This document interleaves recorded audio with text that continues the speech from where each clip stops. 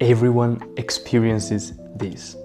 You get something that you wanted, and within a couple of days, weeks, month, you just get bored. And so what we usually do is blaming the thing that we wanted, the job, the body, the relationship, anything. So you wanted something, but this didn't make you fulfilled long term. So what you do is blaming what you wanted. If I want something different, I will be happier. But what if the problem is not what you are desiring, but you are the problem? Your mind, your mental state. Because you will notice that when you give pleasure to a scattered mind, no matter how big the pleasure is, it will get back to the baseline. When instead you give the same pleasure to a calm, ordered mind, it doesn't fade so fast. So let me tell you how this works and how you can fix this problem. And if you don't know me, I'm Dani Nova, I study psychobiology and I coach people on how to enter a flow state like this. Consider subscribing to the channel because it helps a ton. So the way in which people usually think about pleasure is they think to pleasure like an event, just something that happens to you. And this is true. But what if you started considering pleasure as something that you need to be able to receive? What if the problem is not the pleasure itself, it's your ability to receive it and make the best of it? And to explain this better, I have a powerful analogy. Imagine pouring water into a cracked glass. It doesn't matter how good, how pure the water is, it will get out of the glass because it is cracked, it's broken. It's probably the same with your mind right now. You might have already a great life. You might be already making money, having a great relationship, having a great body. It doesn't matter. It's not about what you have, but about how you are able to make the best of it. So the problem is not that you should stop pursuing stuff and being ambitious. The problem is fixing your mind first. It really is not about what you have in front of you, but your ability to hold it, to make it resonate within your whole mind. Give the most stupid thing to a mind that is trained to hold the thing, to live the thing with awareness, and this person will become the happiest ever. If you give the same thing to a mind that is not trained in this sense, it won't do anything. So the solution to all of this is to train your mind to hold experiences and make the best of them. For those people who think that the world is boring, it might not be the case. It might simply be the case that your mind is so noisy that you can't notice the beauty around you. There's beauty everywhere, but only for the mind who is so pure and so aware to notice it.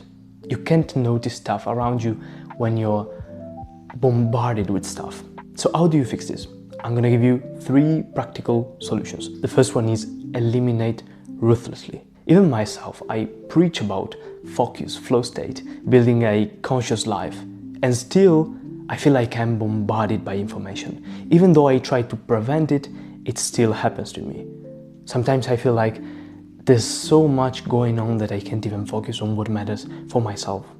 And if a person like me who tries to optimize this in his life every single day, if this is a problem for me, then try to think about this for the regular guy who is just approaching this world. So design your life in a way where you're not so bombarded by information and even pleasures that you can't even feel and notice what is already happening in front of you. Every single thing that you see in your daily life will keep looping inside your head while you're doing all the rest. So the more you consume online, the more you will have these images of what you are consuming in your mind, looping when you're doing anything else. This is the issue we are talking about. Like, you have pleasures, but you feel nothing. This is the problem. You're not letting the experience leave an impact in you.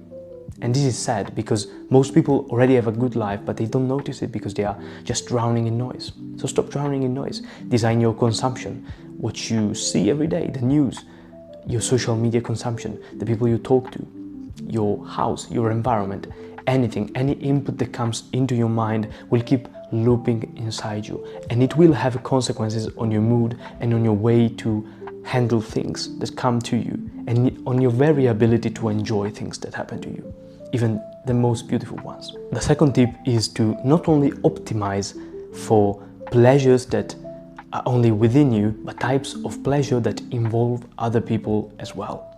So what this means is, if your definition of pleasure only involves you and it doesn't involve other people, it will be much more likely to make you bored. So if your goal is to be happy while also making other people happy, you will feel happier.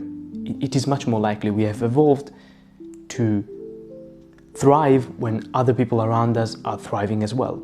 So if you optimize for only being happy yourself, you will get bored more easily. Trust me, because I've changed this in my own life. When you're younger, you feel like what you should be optimizing is only yourself. But as you grow up and you mature, you realize that by making people around you happier, you won't be less happy. You will be happier. So it's an infinite game. Everyone wins in this kind of game. And the third thing is going to be create narrative coherence in your life. So this means anything that happens to you should have a place in the story of yourself that you are writing, that you're building. Like, this was even studied. The happiest people out there are not necessarily the ones who get more pleasures from the environment. They are simply the ones who are sort of better at telling a story of their life, of what they are doing, of their mission, their purpose. So they know where they are going, they have a mission, and so this means that anything that happens to them is just a step to get to that mission. And this is true for pleasure as well. If you have random pleasures that are not tied to a mission, to a way in which you see life, they're gonna be random. You'll just forget them. They'll just get through you without leaving a mark on you. The way in which you make pleasure make a mark on you is to tie it to something bigger, to a vision, to a philosophical system. It can be anything you like. And it doesn't even need to be complex. Me personally, I love philosophy, so I have a very nuanced way of looking at reality.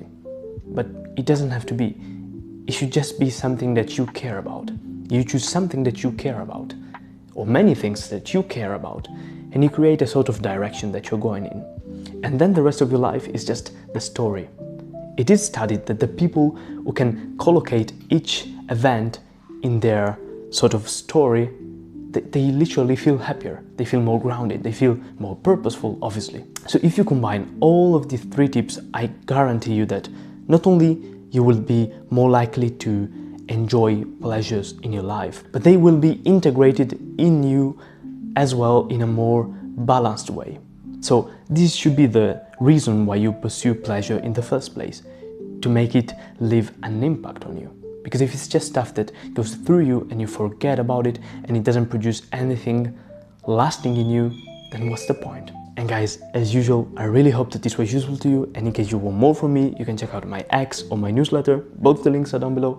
And if you want me to personally help you to apply all of these in your daily life, I have a one-on-one coaching program and I help people to literally do this. So if you're interested, just schedule a call with the first link down below. And if this was useful to you, just consider subscribing to the channel, because I put a lot of effort into these videos, and as a student who is also building a brand, who is also doing a lot of other stuff as well, it's kind of hard to keep up with everything. So if you subscribe, you just show me that what I do is helpful for people. As usual guys, thank you for staying till the end, and I'll see you in the next one.